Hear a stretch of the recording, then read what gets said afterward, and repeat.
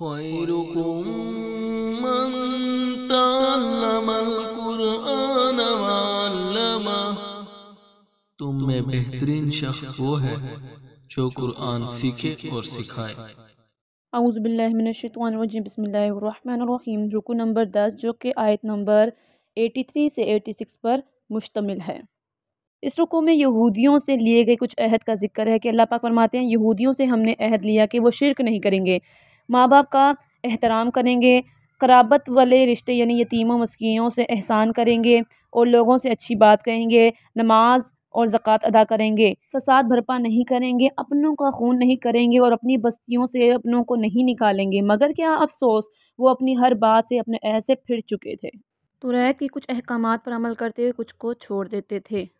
رکو نمبر 12 پہ اللہ پاک نے بنی اسرائیل پہ کیے گئے احسانات کا ذکر کیا ہے، جس میں حضرت موسیٰ علیہ السلام کو دی گئی کتاب، پہ در پہ رسولوں کا آنا، اور حضرت مریم سلام اللہ علیہا کے جانب ان کے بیٹے حضرت عیسیٰ علیہ السلام کا یعنی پاک روح کا ذکر کیا گیا ہے، یعنی ان تمام کا آنا، واضح کھلی نشانیوں کا آنا، مگر اللہ پاک فرماتے ہیں تم نے اپنے نفس کی خواہش کی اور تکبر کو اختیار کیا اور تم نے ہر بات، تم ان میں سے ایک گروہ کو جھٹلاتے ہو اور ایک کو شہید کر دیتے ہو۔ یہاں پہ مزید بنی اسرائیل کی خصلت کا ذکر کیا گیا ہے کہ جب ان پر کوئی عذاب آتا تو یہ حضور مصطفیٰ صلی اللہ علیہ وسلم کا وسیلہ طلب کرتے، کیونکہ ان کی توریت میں موجود تھا کہ نبی آئیں گے، ان کی نشانیاں بتائی گئی تھیں کہ آخری نبی ہوں گے اور ان کی فضیلت کا ذکر کیا گیا تھا، تو اس نبی کا واسطہ مانگتے تھے کہ اللہ پاک ہمیں اس نبی کے واسطے سے ہم پر یہ عذاب جو ہے اس کو دور فرما دے، اور اللہ پاک نبی کے یعنی واسطے سے ان کے عذاب کو ٹال دیتا تھا۔ اب آپ دیکھیں کہ اللہ تعالیٰ کو اپنے محبوب سے کتنی محبت تھی، بنی اسرائیل جیسی قوم اگر نبی کا واسطہ مانگتی ہیں، ان کی دعائیں قبول کی جاتی ہیں، تو ہم تو ان کی امتی ہیں، ہمیں اب آپ صلی اللہ علیہ وسلم کا واسطہ طلب کرتے ہوئے، ان کا وسیلہ یعنی طلب کرتے ہوئے اللہ سے جو ہے دعائیں مانگنی چاہیے کہ اللہ پاک تجھے حضور مصطفیٰ کی آل و اولاد کا واسطہ کہ ہماری اس دعا کو قبول فرما۔ ٹھیک ہے، تو یہاں بات کی جا رہی ہے بنی اسرائیل کی کہ وہ وسیلہ طلب کرتے تھے جو کہ توریت میں انہوں نے پڑھا تھا، اور جیسے ہی قرآن مجید کتاب آئی، نبی آئے، تو وہ سب اس بات سے ہی پھٹ گئے کہ یہ کون سے نبی ہم نہیں مانتے، کون سی کتاب ہم نہیں مانتے، مطلب وہ توریت کو نہ مانتے تھے نہ ہی قرآن کو مانتے تھے۔ کیا فرماتے ہیں انہوں نے بہت ہی تھوڑے فائدے کے لیے، دنیا کے فائدے کے لیے جو ہے انہوں نے آخرت اپنی تباہ کر دی، یعنی انہوں نے ایمان کی جگہ کفر کو خریدا۔ پھر اللہ پاک فرماتے ہیں ٹھیک ہے تم سچے ہو، اپنی توریت کو مانتے ہو، ٹھیک ہے تو پھر موت کو طلب کرو، اگر تم سچے ہو، تم جنتی ہونے کا دعویٰ کرتے ہو کہ جنت بنی اسرائیل کو ہی ملے گی، ہم اللہ کی لاڈلی قوم ہے، تو ٹھیک ہے تم آرزو کرو موت کو کہ موت آئے، پھر دیکھ لیتے ہیں کیا سچ ہے۔ پھر اللہ پاک فرماتے ہیں ہرگز نہیں، کبھی بھی موت کو نہیں پکارے گی، کیونکہ ان کو علم ہے کہ یہ اپنی بات پر جھوٹے ہیں، بلکہ یہ تو لمبی زندگی گزارنے کی جو ہے خواہش رکھتے ہیں۔ رکو نمبر 12 جو کہ آیت نمبر 92 سے 103 پر مشتمل ہے، اس رکو میں بنی اسرائیل کی عداوت کا ذکر ہے کہ وہ کس طریقے سے حضرت جبرائیل علیہ السلام کو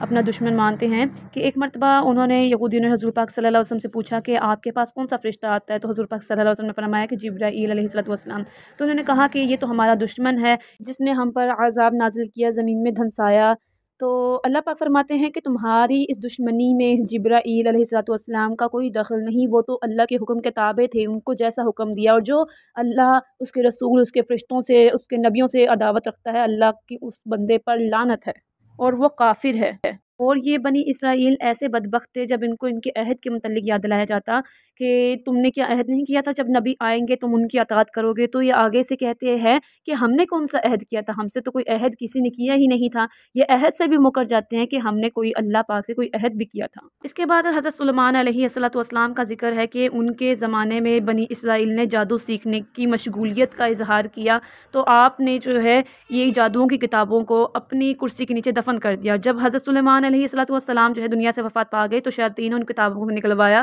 یہی وہ کتاب ہے جس کی سبب سے حضرت سلیمان نے جنوں پر حکومت کی، اور اس بہتان کو جو بنی اسرائیل نے حضرت سلیمان علیہ السلام پہ لگایا کہ اس کتاب سے ہی انہوں نے جنوں پر حکومت پائی تھی، تو اللہ پاک نے بتایا کہ نہیں، یہ سراسر سلیمان علیہ السلام پر جو ہے ایک بہتان باندھتے ہیں، جبکہ یہ جادو تھا، جادو کی کتاب تھی جو رد کرنے کے لیے انہوں نے اس کو دفنایا۔ رکو نمبر 13 جو کہ آیت نمبر 104 سے 112 پر مشتمل ہے، میں نبی کی تعظیم اور توقیر کا ذکر ہے۔ جس میں اللہ پاک نے ایمان والوں کو کہا کہ اے ایمان والو، نبی کو رعنا نہ کہا کرو، بلکہ کہا کرو کہ یا رسول اللہ ہم پر نظر رکھی، یعنی انظر حالنا کہا کرو، کیونکہ رعنا کا اصل معنی ہوتا ہے کہ ہمیں اس بات کو سمجھنے کا موقع تو دیجیے۔ جبکہ آپ صلی اللہ علیہ وسلم کوئی بات ایمان والوں کو بتاتے تو ایمان والے کہتے کہ یا رسول اللہ رعنا، یعنی ہمیں اس بات کو سمجھنے کے لیے تھوڑا سا موقع یا وقت دیجیے۔ مگر یہودیوں نے اس بات کو غلط معنی لیا اور آپ کی شان میں گستاخی کرنا چاہی، تو اللہ پاک کی طرف سے حکم نازل ہوا کہ تم رعنا کا لفظ استعمال نہ کرو، بلکہ اس کی جگہ تم کہا کرو یا رسول اللہ انظر حالنا۔ مزید اس رکوع میں ناسخ اور منسوخ کا ذکر ہے۔ اللہ پاک فرماتا ہے کہ اگر کوئی حکم میں منسوخ کر دوں تو اس سے بہتر جو ہے حکم ناسخ کرتا ہوں۔ اللہ پاک فرماتے ہیں کہ بنی اسرائیل قوم کیسے مطالبے کرتی ہے حضور مصطفیٰ صلی اللہ علیہ وسلم سے، بالکل ایسے جس طرح کہ حضرت موسیٰ علیہ السلام کی قوم کرتی تھی، کہ وہ مطالبہ کرتی ہے کہ اگر تم نبی ہو تو پورا قرآن ایک ہی وقت میں لے کر نازل کرو، یعنی طرح طرح کے مطالبے کرتی تھی۔ ان کا مقصد صرف اور صرف مسلمان کو مشکل میں مبتلا کرنا تھا، جبکہ وہ مسلمانوں سے حسد کرتے تھے۔ اسرائیل نے کوئی کسر نہ چھوڑی تھی مسلمانوں کو ان کے دین سے ہٹائیں۔ انہوں نے حضرت حذیفہ عمار بن یاسر رضی اللہ تعالی عنہما کو مرتد اور گمراہ ہونے کی کوئی کسر نہ چھوڑی تھی، مگر انہوں نے اس چیز سے انکار کیا اور اس پر حضور مصطفیٰ صلی اللہ علیہ وسلم کی طرف اللہ کی طرف سے جزا کی خبر سنائی گئی۔ اللہ پاک نے فرمایا یہودی اور نصرانی آپس میں جھگڑے میں ہی الجھتے رہتے تھے۔ یہودی کہتے کہ ہم جنت کے مستحق ہیں، نصرانی کہتے ہم۔ اللہ پاک نے فرمایا نہیں، جنت کا صرف وہی مستحق یعنی حقدار ہے جو اللہ کی اطاعت کرنے والا ہے۔ رکو نمبر 14 آیت نمبر 113 سے 121 پر مشتمل ہے۔ رکو نمبر 14 میں بیت المقدس کی بے حرمتی کا ذکر کیا گیا ہے، کس طریقے سے عیسائیوں نے جو ہے یہودیوں پر حملہ کیا، قتل و غارت کیا، ان کی بیویوں بچوں کو قید کیا اور توریت کو جلا دیا اور بیت المقدس کو ویران کر دیا، اور وہاں بہت سی نجاستیں پھینکی اور جو ہے خنزیر کو ذبح کیا، اور یوں بیت المقدس خلافت فاروقی تک اسی طرح ویران رہا۔ بدیع السماوات والارض، یعنی اللہ پاک نے زمین اور آسمان کی تخلیق تب کی جب اس کی مثل کوئی چیز نہ تھی۔ اللہ پاک نے ہر چیز کی تخلیق تب فرمائی کہ اس کی مثل ایسی کوئی چیز نہ تھی۔ مزید اللہ پاک نے ایمان والوں کو نصیحت کی کہ اے ایمان والو، یہود اور نصرانی اس وقت تک تم سے راضی نہیں ہوں گے جب تک تم ان کے دین میں داخل نہ ہو جاؤ، ان کی پیروی نہ کرو۔ ہاں، اگر تم ان کی پیروی بھی کر لو یا ان کے دین میں داخل بھی ہو جاؤ تو یقین مانو یہ تم پہ تب بھی جو ہے تم سے راضی نہیں ہوں گے، یہ ایسے یعنی بدبخت ہیں۔ رکو نمبر 15 جو کہ آیت نمبر 122 سے 129 پر مشتمل ہے۔ اس رکو میں اللہ تعالیٰ نے بنی اسرائیل کی نعمتوں کا ذکر کیا کہ تم سب سے افضل قوم تھی، مگر افسوس تم نے بے قدری کا مظاہرہ کیا۔ تمہیں چاہیے کہ تم ڈرو اس دن سے جب کوئی کسی کا حمایتی نہیں ہوگا، کوئی کسی کے کام نہ آئے گا، نہ تمہارا کوئی فدیہ کام آئے گا، نہ ہی تمہارا کوئی ہمسر ہوگا۔ اور تم کیا سمجھتے ہو کہ تم جنت کے مستحق ہو؟ بالکل بھی نہیں، جنت کا مستحق صرف وہی ہے جو اللہ کی اطاعت کرتا ہے، اور اللہ کی اطاعت سے اللہ پاک نے حضرت ابراہیم علیہ السلام کی کچھ آزمائش کا ذکر کیا جو ان پر کامیاب رہے، جس طرح کہ ہجرت کرنا ان کا، اور بیابان تنہا اپنی اولاد کو، اپنی بیوی کو چھوڑ آنا اور اپنے فرزند کو اللہ کی راہ میں قربان کر دینا،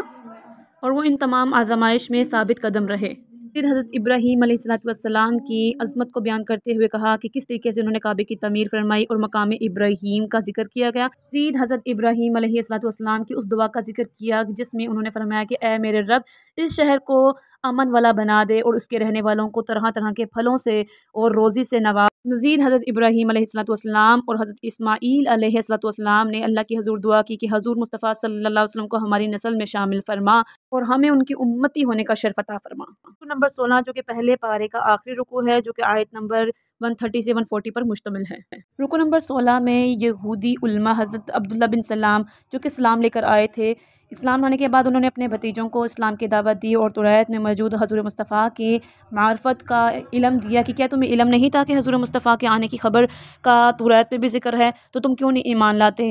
اور فرمایا اگر تم ایمان لاؤ تو کامیابی ہے، نہیں لاؤ گے تم ملعون زدہ یعنی لعنت زدہ کہلاؤ گے۔ مزید بڑی خوبصورت بات کہ حضرت ابراہیم اور حضرت یعقوب علیہ السلام نے اپنی اولاد کو دین پر ثابت قدم رہنے کی وصیت فرمائی۔ یہاں سے پتہ چلتا ہے کہ والدین کو اپنی اولاد کو دین کے حوالے سے نصیحتیں کرنی چاہیے۔ اس بات کو مد نظر رکھتے ہوئے جب یہودیوں سے کہا جاتا ہے کہ تم لوگ ایمان کیوں نہیں لاتے ہو، تو وہ کہتے ہیں کہ اگر ہم لائیں، اگر ہمارا ایمان غلط بھی ہے تو کوئی بات نہیں، ہم اپنے آباء و اجداد کے کہے پر ہے۔ تو اللہ پاک فرماتے ہیں کہ تمہارے آباء و اجداد اگر غلط رستے پہ چلیں تو کیا تم بھی چلو گے؟ اگر وہ ہفتے کے دن اپنے آپ کو یعنی سولی پر لٹکائیں کہ تم بھی خود کو سولی پر لٹکا دو گے؟ اللہ پاک نے یہودیوں سے فرمایا کہ تم ایمان ایسے لاؤ جس طرح کے انبیاء کرام لے کر آتے ہیں، جیسے وہ اللہ پر، اللہ کی کتاب پر، اللہ کے نبی پر، اللہ کے فرشتوں پہ ایمان لاتے ہیں، ایسے تم ایمان لے کر آؤ۔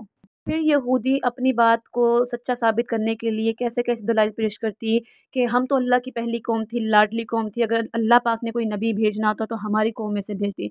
تو رسول پاک صلی اللہ علیہ وسلم نے ان کو فرمایا ہمارا اور تمہارا رب صرف ایک ہی ہے، اسے اختیار ہے اپنے بندوں میں سے جسے چاہے نبی بنائے، جسے چاہے سرداری عطا فرمائے اور جسے چاہے قوم کو لاڈلی رکھے۔ اس پارے کی آخری آیات میں اللہ پاک جو ہے بنی اسرائیل کے احمق سوالات کا جواب دیتے ہیں کہ وہ کہتے ہیں، نصرانی کہتے ہیں کہ حضرت ابراہیم علیہ السلام ہم میں سے تھے، یہودی کہتے ہیں ہم میں سے تھے۔ تو اللہ پاک فرماتے ہیں کہ کیا یہ یہودیت اور عیسائیت ان کے بعد دنیا میں نہیں آئی تھی؟ تو وہ کیسے یعنی یہودی یا نصرانی ہو سکتے ہیں؟ اس طرح سے ان کی بات کی تردید کی گئی۔ وہ اس بات کا دعویٰ بھی کرتے تھے کہ ہم دین ابراہیم پر ہیں، تو اللہ پاک فرماتے ہیں کیا دین ابراہیم یعنی حضرت ابراہیم علیہ السلام نے شرک کیا؟ کیا نبی کو نہیں مانا؟ جبکہ حضرت ابراہیم علیہ السلام اور ان کے بیٹے نے تو دعا کی تھی کہ آپ کو ان کی امتی ہونے کا شرف عطا کیا جائے رسول پاک صلی اللہ علیہ وسلم کے۔ تو آخر تم کس کے دین پر ہو؟ نہ ہی تم قرآن کو مانتے ہو، نہ ہی نبی کو مانتے ہو، نہ ہی توریت کی پیروی کرتے ہو، نہ ہی دین ابراہیم کی، تو تم کس دین پر قائم ہو؟ الحمدللہ اللہ پاک کی دی گئی توفیق کے ساتھ پہلا پارہ مکمل ہوا۔ السلام علیکم ورحمۃ اللہ وبرکاتہ۔